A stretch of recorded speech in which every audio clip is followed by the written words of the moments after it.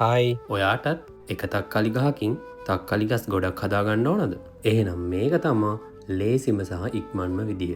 එහෙනම් අද කොල්ල එක්ක බලමු ඒක කොහොමද කරන්න කියලා. ඉතින් මේකට ඕන කරන්නේ තක්කලි ගහකින් කපාගත්තු පොඩි අතු කෑලි දෙක තුනක් විතරයි. මේ අතු කෑලි ටික ගන්න අපි තෝරගන්න ඕනේ ලෙඩ රෝග නැති හොඳට මැචුව වුණ තක්කලි ගහක්. මේ විදිහට තක්කලි ගහේ කඳේ යටින් හැදෙන අතු කෑල්ලක් එහෙමත් නැත්නම් කඳේ පැත්තෙන් හැදෙන අතු කෑල්ලක් මේකට ගන්න පුළුවන්. හොඳට බලන්න මේ විදිහට අතු කෑල්ල කපාගද්දි අපි කපාගන්න ඕනේ ලීෆ් නොඩ් එකකට පහලින්. ඒ ඇයි කියලා දන්නවද? ලීෆ් නොඩ් එකක් ළඟ තියෙනවා මෙරිස්ටමැටික් කියලා සෛල විශේෂයක්. මේවට පුළුවන් ඕනෑම සෛලයක් බවට පත් වෙන්න. ඒ කියන්නේ ඒ සෛල තමා අලුත් මුල් බවට පත් වෙන්නේ. අනිත් එක තමා මුල් නැති වෙන්න හේතු වෙන ඔක්සින් කියන හෝමෝනිය වැඩිපුර තියෙන්නේ මේ ලීෆ් නොඩ් එක ළඟ. මේ විදිහට කපලා ගත්ත අතු කෑලි ටික අපිට මුල් අද්ද ගන්න පුළුවන්. එක්ක මේ අතු කෑලි ටික වතුර එක තියලා එහෙමත් නැත්නම් මේ විදිහට පොටින් මීඩියා එකක හිටවලා වැලි කොහොබත් කොම්පෝස්ට් වගේ දේවල් මිශ්‍ර කරලා මේ පොටින් මීඩියා එක හදාගෙන ලීෆ් නොඩ් එක යට වෙන විදිහට අතු කෑලි ටික හිටව ගන්න. වැඩේ ඉවරයි වගේ පෙවුනට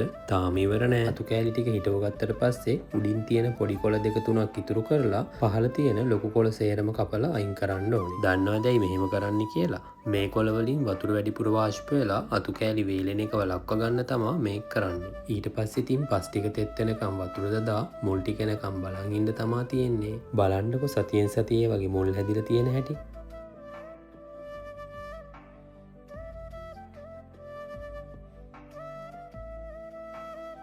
සති දෙකක් විතර යද්දි මේ විදිහට හොඳට මුල් ඇවිල්ලා තියෙනවා බලා ගන්න පුළුවන්. අන්තිමට ඉතින් ඔයාලා කැමති තැනක මේ පැල ටික හිටව ගන්න එක තමයි කරන්න තියෙන්නේ. සාමාන්‍යයෙන් යට වලින් තක්කලි ගහක් හදාගෙන අස්වැන්න ගන්නවට වඩා අඩු කාලයකින් මේ විදිහට තක්කලි ගහක් හදලා අස්වැන්න ගන්න පුළුවන්. එහෙනම් ඉතින් කොල්ලා ගියා ඊළඟ වීඩියෝ එකෙන් හම්බෙමු.